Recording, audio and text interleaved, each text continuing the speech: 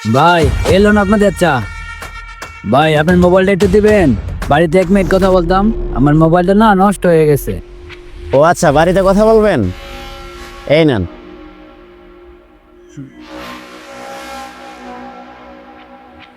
এই মিরাজ, আমি তো কিছুই বুঝলাম না। যেই তোর মোবাইল চাই তাই তুই মোবাইল দিয়ে দাস। তুই জানোস না এখনকার জমানায় ফোন নিয়ে কত ঝামেলা হয়।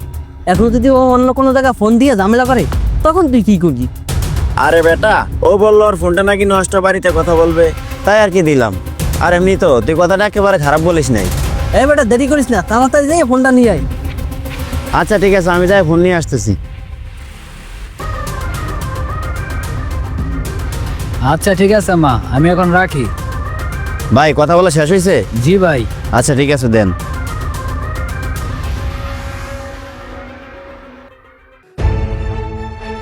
কিরে ফোন নিয়ে আইসোস? আনছি। ভাই আমার মোবাইলটা তো নষ্ট, এই নাম্বারে 1000 টাকা পাঠাই দেন আমার মায়ের কাছে। ও আচ্ছা ঠিক আছে, আমি এখনই দিতেছি।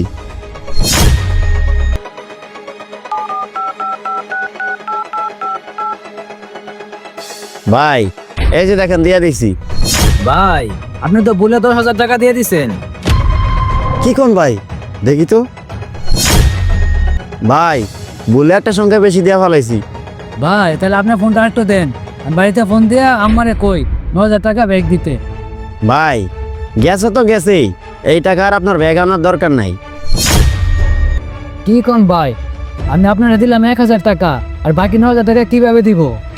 ভাই সমস্যা নাই, আমরা তো প্রতিদিন আপনার এখানে চা খাই। আমার নামে একটা বাকি খাতা উঠান, আমরা চা খেয়ে খেয়ে এ বাকি 9,000 টাকা সমন্বয় করে দিব। কি বলতেছেন ভাই, এতগুলো টাকা চা খেয়ে সুদ করবেন? বিষয়টা কেমন দেখাইতেছে না? আরে ভাই কেমন দেখা যাবে, আমরা তো প্রতিদিনই চা খেতে আসি, আমরা চা খেলে আপনার বাকি টাকা শোধ হয়ে যাবে। ঠিক আছে, যান দোকানদারি করেন। আচ্ছা ঠিক আছে ভাই।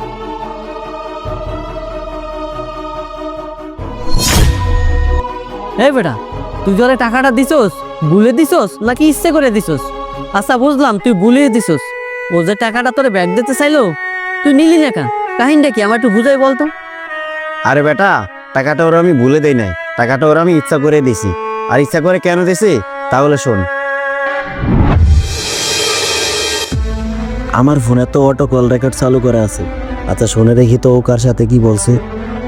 হ্যালো মা, আমার কাছে 1000 টাকাই আছে, আমি 1000 টাকাই পাঠাইতেছি। এই 1000 টাকা দিয়ে বাবারে নিয়ে তুমি হসপিটালে যাও। আর আমার মা ওদের কাছ থেকে টাকা পয়সা তাইলে দিতে দেয় না, আর আমি দেখি কারো কাছ থেকে কিছু টাকা পয়সা নিয়ে পাঠাইতে পারি কিনা।